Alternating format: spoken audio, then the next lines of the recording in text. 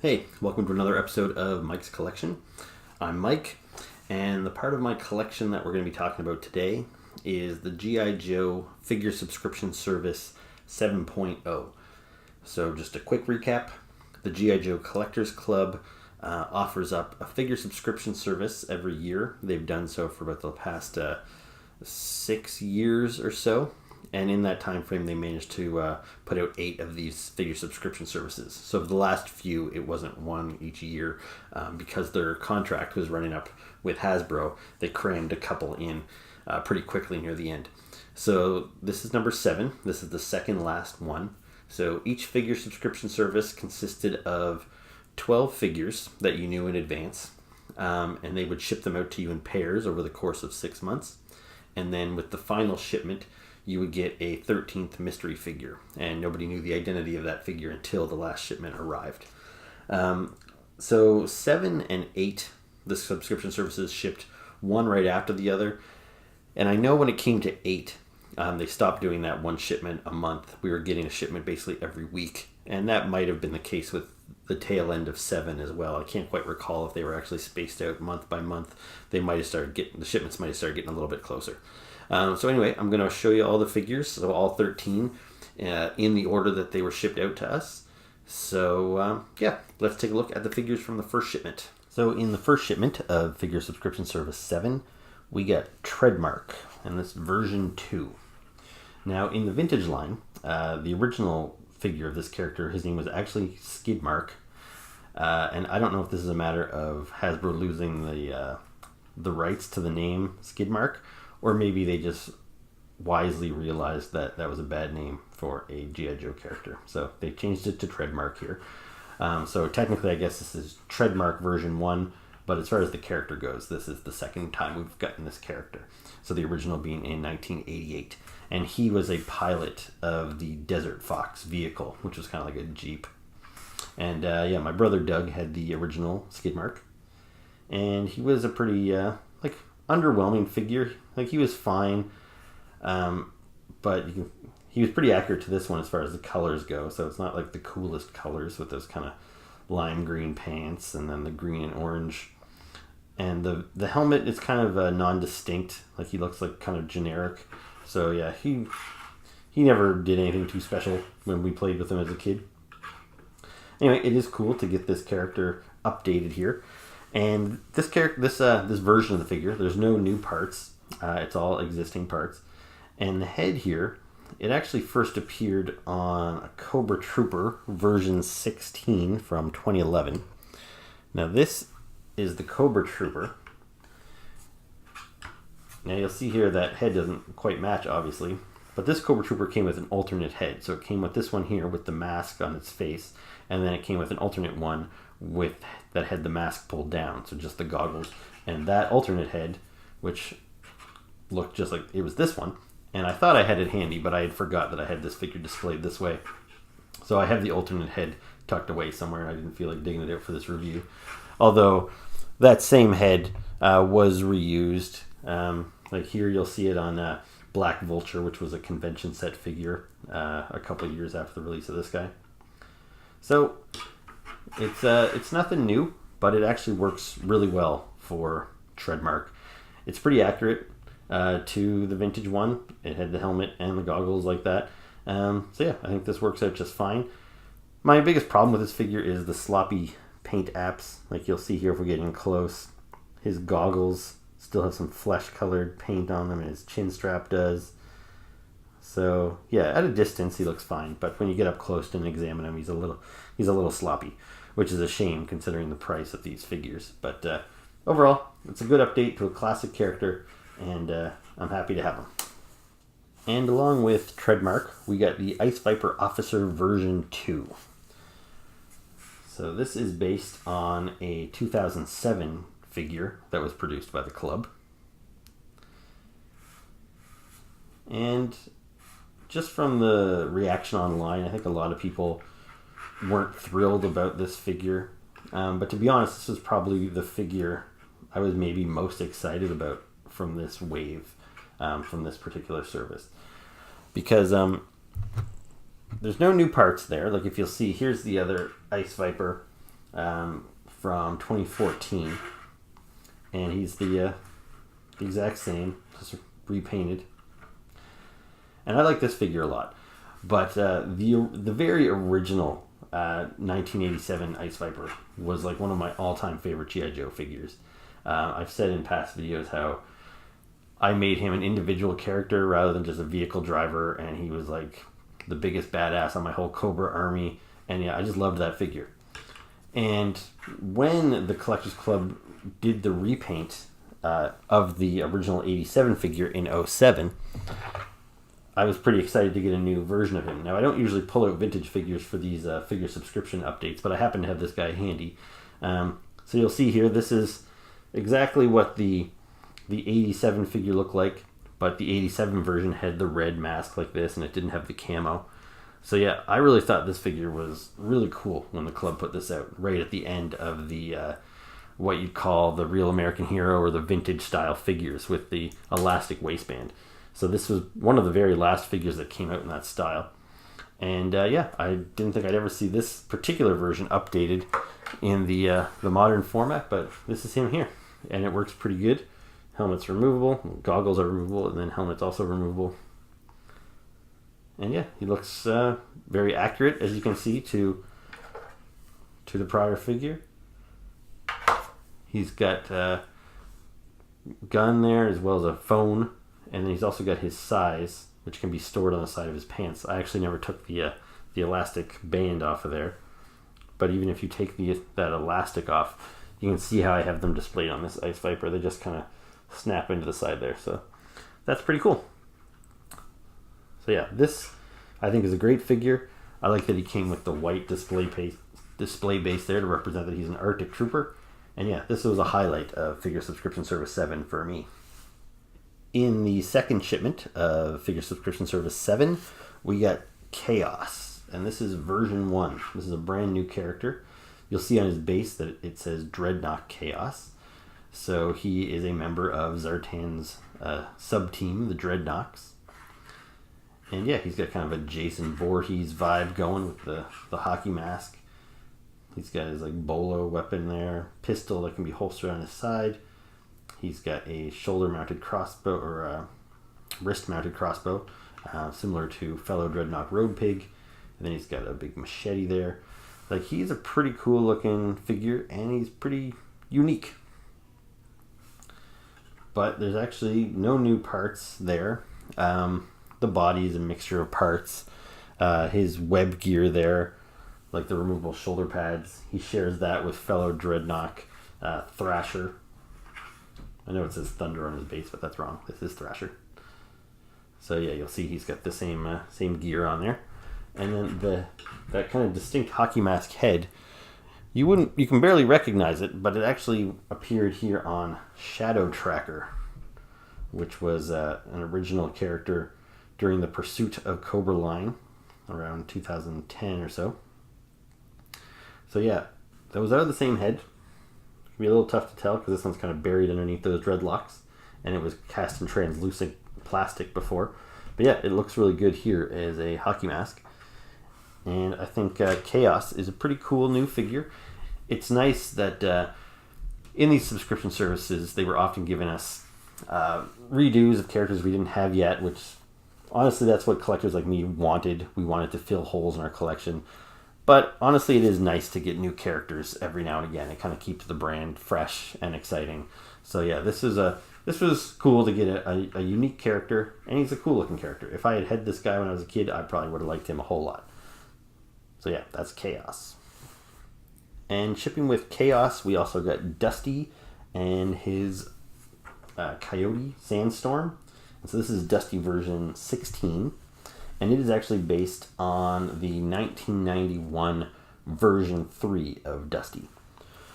So, as a kid, it was actually my brother, again, that owned the original Dusty from 1985. And he was a favorite of ours. He had that cool kind of cloth that actually attached to his helmet. And that's the look we most associated with Dusty. Version 2 of Dusty was that same cloth version of Dusty, except in Tiger Force colors. And then this version of Dusty came out in 1991, and we didn't bother to get this one. Again, I didn't think Dusty needed a makeover because his original look was so cool. And me and my brother had kind of gotten out of buying G.I. Joes by 1991. So this is not a figure I was really clamoring for. I'm pretty happy with my modern versions of the, version 1 Dusty. But I can't deny that this is a cool figure. Like he's very like militaristic, and he's believable, real world colors, a lot of good gear. It's always nice to get a new G.I. Joe pet. So this is the first version of Sandstorm in the modern era. And yeah, he looks pretty cool. I get no complaints about this figure. One thing that is kind of odd, if you've watched my previous videos about figure subscription services, I've mentioned about how Dusty is one of those characters who his head gets reused a lot. So I'm just going to grab a version of Dusty I have here. So this is... get him out of it. So this is Dusty from the 50th anniversary line. And this Dusty is a repaint of one that was in the Pursuit of Cobra line. So this is the second use of this head on Dusty himself. But then this head was reused for Spearhead, and it was reused for Bullhorn, and I think reused a couple of times beyond that. So Dusty, he's got that head that just gets reused a whole bunch. So what's kind of odd, though, is that the guy who shares his face with everybody, that's not the head they used for this Dusty. This time, Dusty is actually borrowing the head of Lieutenant Falcon. So it's kind of odd that they gave Dusty's head to so many other characters and then actually Dusty lost it himself. I would think what they could have done, and which just for continuity, they could have used this head here and then just put a beret on it to match the look of the original Dusty. But I've never tried this before, but I'm going to try it right now. Let's see how it looks. Yeah, that looks okay. It doesn't fit super snug. Yeah, they could have done that, and then Dusty would definitely look like Dusty. But this removable hat was originally intended for this Lieutenant Falcon head. So I guess they figured we'll just use that head to make sure it fits the way it's supposed to. So I don't really have a problem with that. And yeah, I think, as I mentioned before, he's a pretty nice looking figure. So in the third shipment of Figure Subscription Service 7, we get Arctic Cobra Commander. So you'll see here, this is Cobra Commander in his winter jacket. And this, I guess, was a figure that Hasbro intended to release themselves. I think there were even maybe some prototypes out there that made it to the secondary market, like eBay. But it was a figure that ended up not being released by Hasbro. So yeah, the Collectors Club went ahead and delivered it. Now, it's not a figure we necessarily needed. This is the kind of figure I would have been fine with if Hasbro released it for $10 and then you could choose, do I need this specific... It'd be like getting Cobra Commander in like aquatic gear. Like, do you really need Cobra Commander for underwater missions? I don't know. But for $10, why not? But at these premium prices, I would have rather this slot go towards a character we didn't have yet, or even a brand new character. I didn't necessarily need a winterized Cobra Commander. But, again, I can't deny it. It's a cool looking figure. I like it. He looks good with a couple of the other winter figures we've gotten recently. So besides the standard, Arctic Troopers, the Collectors Club gave us this like winterized Dr. Mindbender a couple of years ago. And yeah, these two look really good together. There was also an Arctic Destro. So yeah, we've actually got a nice little squad of winter dressed of Cobra's high up, their high command. So yeah, I'm not going to complain about this figure. It is well put together. I like it quite a bit. I like the colors here. That kind of jacket is just off white. You can see the difference between the jacket and the display base, which is stark white. The gun, not much detail, but it's kind of a cool, crazy looking gun. Cobra staff. This is a nice Cobra Commander head. They've reused it before. It's got that kind of removable upper helmet. Yeah, so there you go. That's Arctic Cobra Commander. And Arctic Cobra Commander shipped with Kangor version 1. Now you don't see this from me very often, but this is Kangor, who I decided to keep in his package. I open up pretty much all of my toys, but with Kangor here, so this is a repaint of Big Boa. So here's the Big Boa figure we got in the very first G.I. Joe figure subscription service. And this was a highly sought after figure. He was the highlight of the first figure subscription service. And he started fetching pretty hefty prices on the secondary market. And so I think the club wanted a chance to get this figure out there again to all those people that wanted it. And plus, the club had put the money in to create this Big Boa head. And the club likes to get the most bang for its buck and reuse parts whenever they create a unique piece. They want to be able to use it again. So the original Big Boa that came out in '87, he was never re-released in the vintage line. But he was repainted in Brazil. And he looked more like this with the black helmet. And he came with a kangaroo, and his name was Kangor. So what the club did here is they released their Big Boa figure again in the Kangor colors, and they've named him Kangor. So he's got a different file card. You can see he's from Brazil. And yeah, it's a cool looking figure, but I obviously have no attachment to Kangor himself because, you know, I'm not from Brazil and I didn't have this toy as a kid. I didn't even know this toy existed. It's very similar to Big Boa, who I already have open.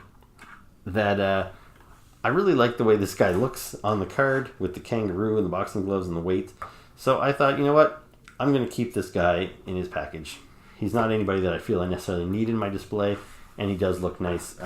I'll pan up here in my man cave for a second. And you can see here in my room, I do have a border along the top of carded figures. So Kangor is usually over in that corner there.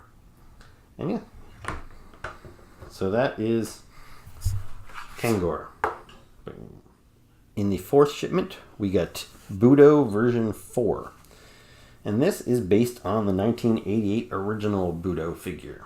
So Budo is the G.I. Joe resident samurai, which doesn't make a whole lot of sense, but they have ninjas and whatever, so why not?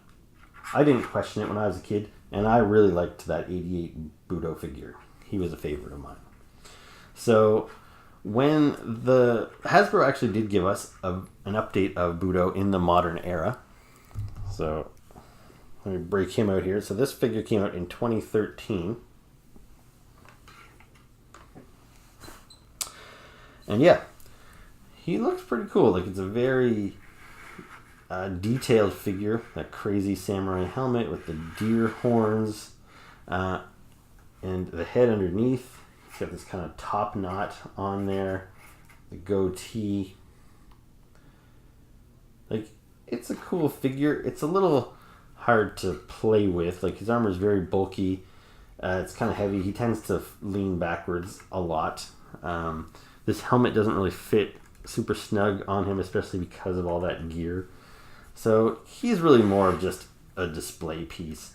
You can't really mess around with him too much. So I was happy when we got this figure in 2013, and I thought, well, at least we got a Budo.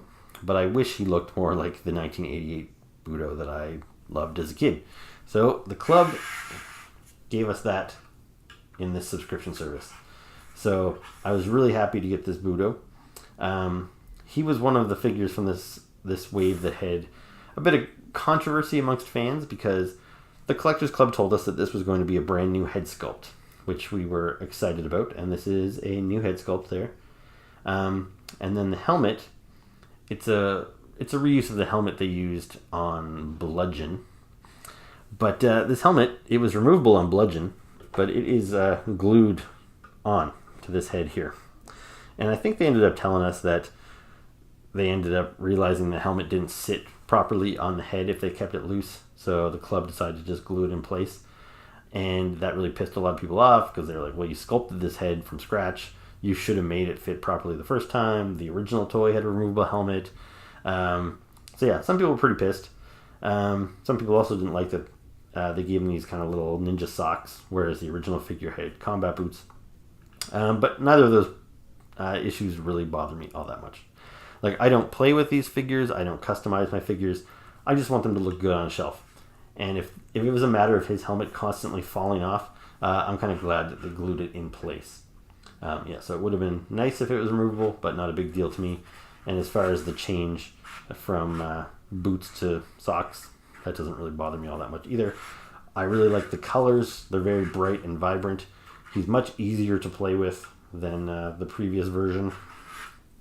And yeah, this looks like the character I loved as a kid.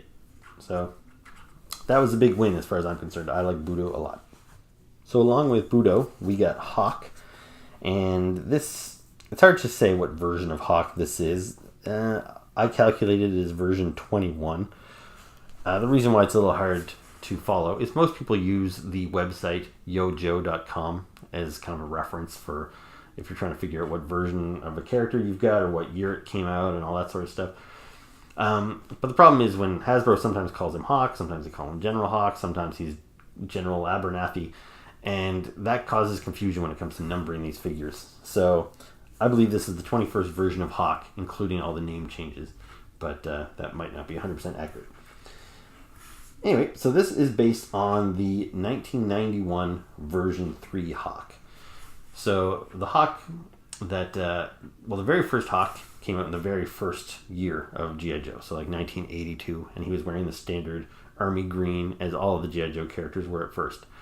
But the Hawk that the look I most associate with Hawk, and most people probably do, is his brown bomber jacket, which was the version 2 version when he was, they really pushed him as he's the general, where before it was a little hard to tell because he looked like everybody else. So this version that came out in 91, again after I'd kind of stopped buying G.I. Joes, he had this crazy space helmet and this crazy jetpack, and yeah, it just seemed kind of silly to me that the general would have all this crazy space equipment on. So it is not a figure I felt I needed updated in the modern era. But the people that are a bit younger than me or started collecting the vintage line later than I did, to some people this was their go-to version of Hawk, so I can understand why some people wanted him. And yeah, so this is what we got. And at a glance, I think he looks pretty cool, actually. I like him quite a bit, but like Budo, he had a lot of people, he ruffled a lot of feathers too. And so I'll explain why. So first, he did have a removable helmet, which I decided to display him without it. I think he looks better without it. This head, it's not a new head. This was actually from a Duke figure, but it looks a lot like the 1991 Hawk head, so it was a good reuse here. And I don't have that Duke, so to me, this is the only version of this head I have in my collection, so it works great for me here.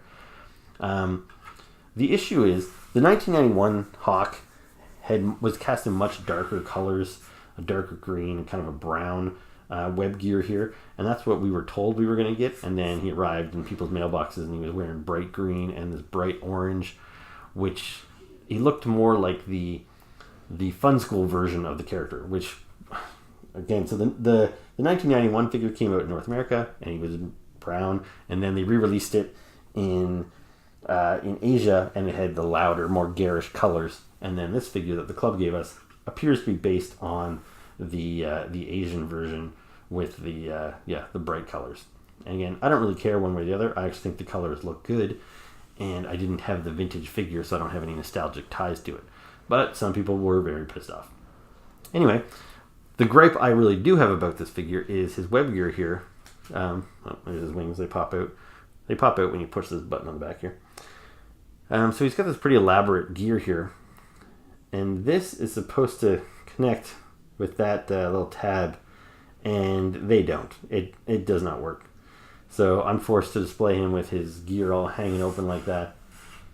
And yeah, it kind of sucks. So yeah, I was annoyed by that when I first opened him up. But again, I just display these figures. And so when I put him up on the shelf, you don't really notice it that bad.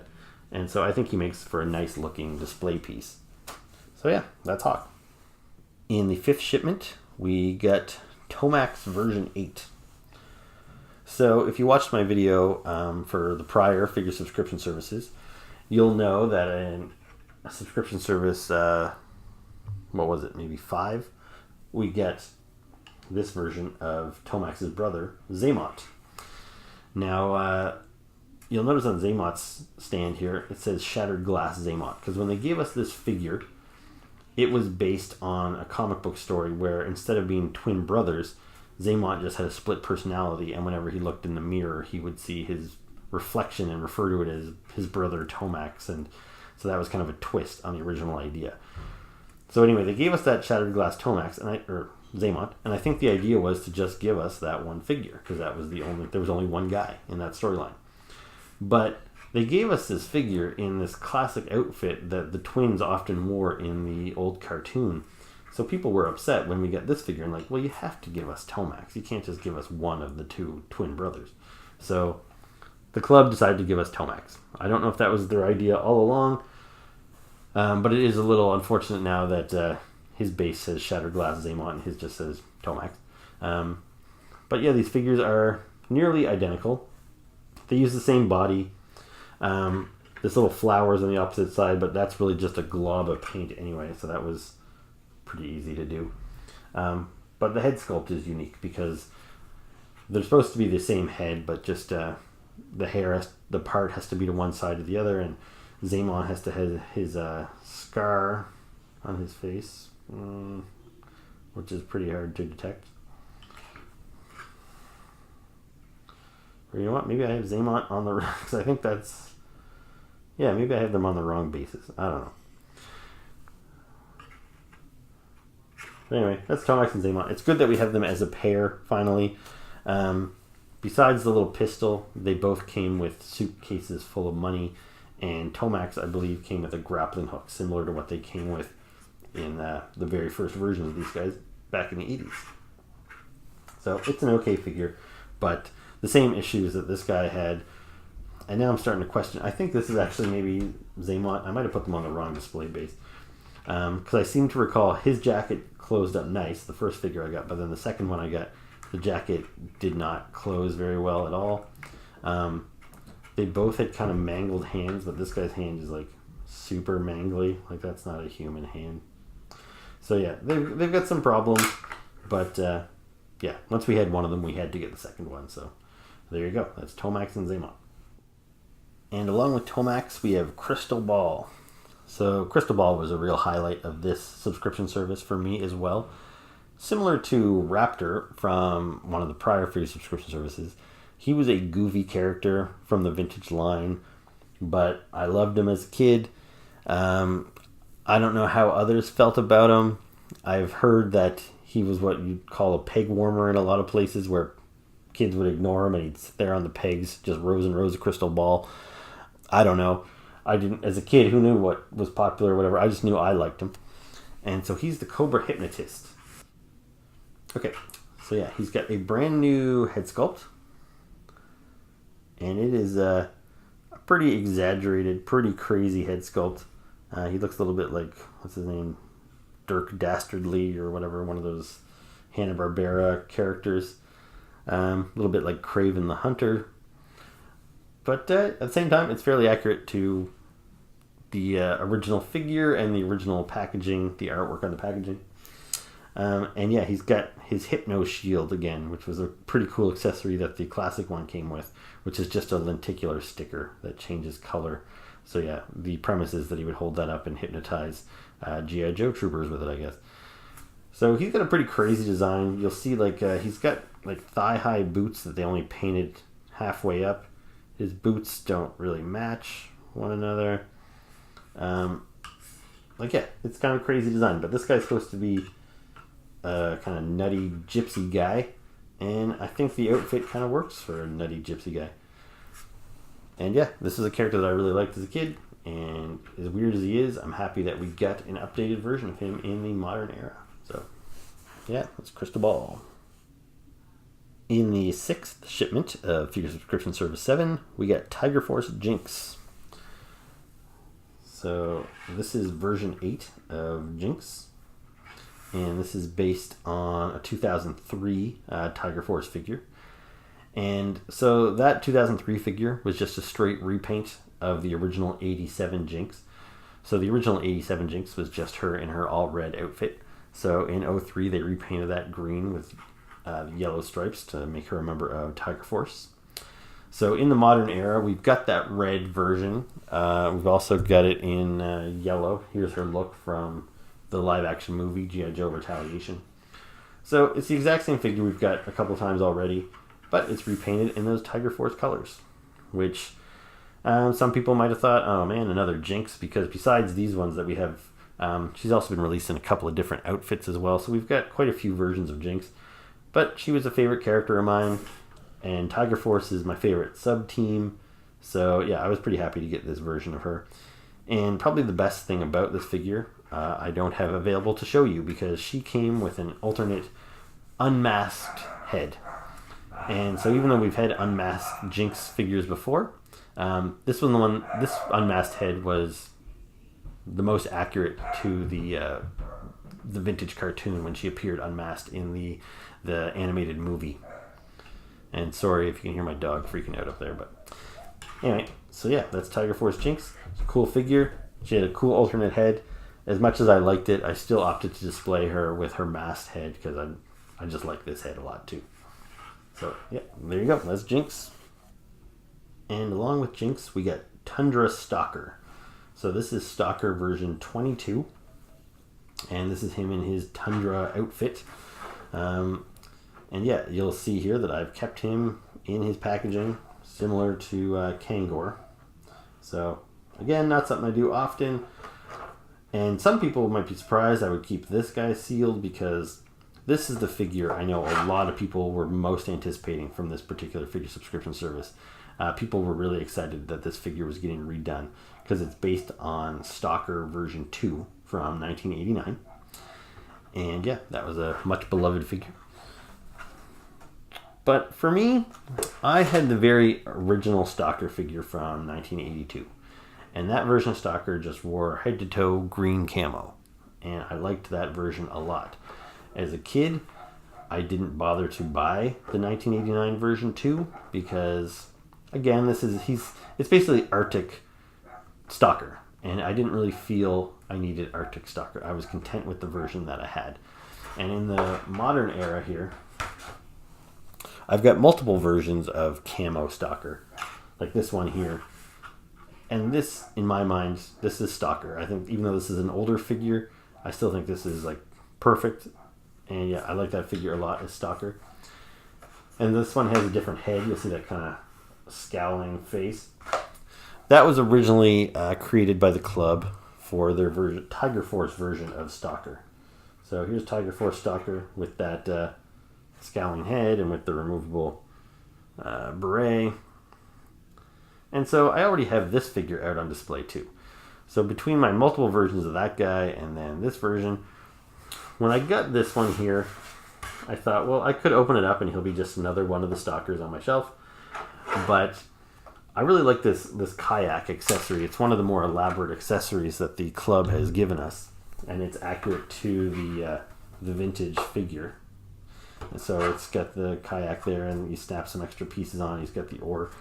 So I thought, if I put him on my shelf, this kayak is just going to get thrown in the spare parts bin, and I'll probably never see it again. So I thought the best way to display this figure so you can really appreciate, all the cool accessories, was to just keep him carded and display him on my wall. So yeah, I don't do that a lot, but considering I have so many versions of this guy, and to me it's the preferred versions of this guy, so I decided to keep Tundra Stalker carded. But yeah, it's a good figure. So the 13th mystery figure that shipped with Tiger Force Jinx and Stalker is Hollow Point version 2. So this here is Hollow Point. He's a G.I. Joe sniper. And, he's not a bad looking figure. He's, he's built pretty well. He's got some good accessories. He's got this big pack that opens up, and he's got all these sniper rifle that you assemble inside. His colors, he's very militaristic, very real world.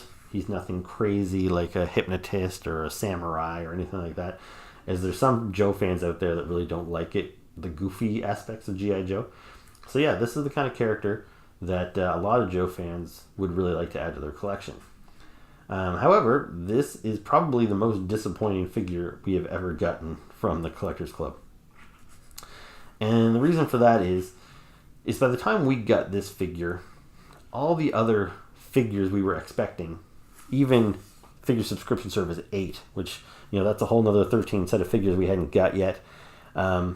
We already knew what those 12 figures were going to be, and the mystery figure in Figure Subscription Service 8 had already been hinted to us by the Collectors Club. They told us that it was going to be one of the missing members of Ninja Force. And there was only a couple members missing from Ninja Force, and pretty much all of fandom was able to pinpoint who it was. And sure enough, when that last mystery figure shipped, it was the figure everybody expected it to be. So there was no surprise there. So we already knew everything that was coming in Figure Subscription Service 8. We already knew everybody that was in the convention set, the last one. We knew everybody that was going to be in the final 12. And we knew all that stuff. But we still didn't know who the last figure in Figure Subscription 7 was going to be, because I think they'd started shipping number 7 to us, but we were still waiting for that final figure, even after we knew all those other reveals. So pretty much everybody was hoping this was going to be, that one G.I. Joe character that they were missing from their collections. There's almost too many for me to name of characters I would have liked to see. But from the vintage line, Lightfoot comes to mind. He's a character I really would have liked to see updated. There's a couple of Cobra troopers like the Hydro Viper or the Sea Slug or the Secto Viper. A couple Iron Grenadiers like Target. There's lots of vintage characters I would have liked to have seen. And, everybody wanted this character to be that one character. And nobody wanted Hollow Point. And the thing is, Hollow Point, so I mentioned this is version 2. The only other version of Hollow Point that was ever released came out in 2003. And so that was during the New Sculpt era of G.I. Joe. And that's one of the least popular eras of G.I. Joe. A lot of the figures built then had weird proportions. And besides that, there was a subset within the G.I. Joe toy line called Built to Rule, where instead of a standard G.I. Joe vehicle, you bought vehicles that were made of Lego blocks, and you had to assemble them yourself. And those vehicles usually came with pilots, and the pilots had all these Lego pegs on their arms and on their legs, so you could attach them to the vehicle, or you could snap on extra Lego parts and put guns on their wrists and everything like that. Anyway, it just seemed kind of silly to me. It was I felt geared more towards little kids. The vehicles didn't look very cool. They were big blocky things. And most of the other pilots were characters that were established. You might have had a Snake Eyes in a Built to Rule, or I think there was a Wild Weasel in a Built to Rule. But Hollow Point was the only original new character included in those Built to Rule sets. And he was kind of under the radar. Not a lot of people bought them. Not a lot of people cared. He wasn't featured in any media anywhere. So he's nobody's favorite G.I. Joe character. Nobody was longing for him. And it's a shame, because he's a decent figure. He looks pretty good. A lot of people probably would have been happy if Hasbro had just put this guy out one day. But considering this was essentially the last G.I. Joe figure we all knew we were going to get, he just landed with a resounding thud, which is kind of a shame. So, this is Hollow Point. Okay, so that's my review of the G.I. Joe Collectors Club Figure Subscription Service 7.0. I've only got one more subscription service left to review, so that should be coming, in the next week or two, so stay tuned for that. If you enjoyed my video, please hit the like button, subscribe to my channel, leave me a comment, and check out my channel. I've got lots of other videos besides these G.I. Joe reviews, but if there's anything in particular that you want to see reviewed, let me know. So thanks for watching, and I'll catch you next time.